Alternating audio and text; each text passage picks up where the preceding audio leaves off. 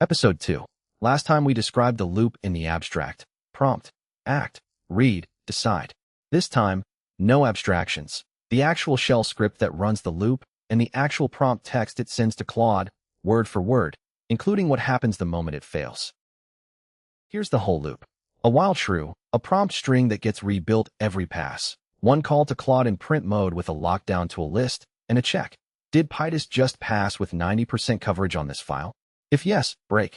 If no, capture the failing output into a variable and go around again. There's no branch in here for ask a human. The condition is the whole control flow.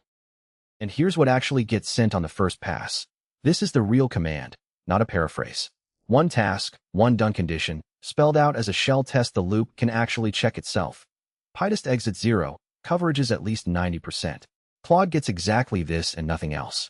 No conversation history, no back and forth. Just this string, every time the loop fires. Say it fails. Coverage is fine, but one test genuinely breaks. A patch request without an email field crashes instead of returning a clean 422.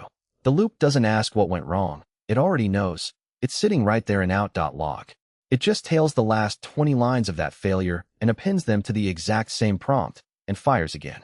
That's the entire feedback mechanism, a shell variable and a second call. A while loop, one prompt template, and a tail command.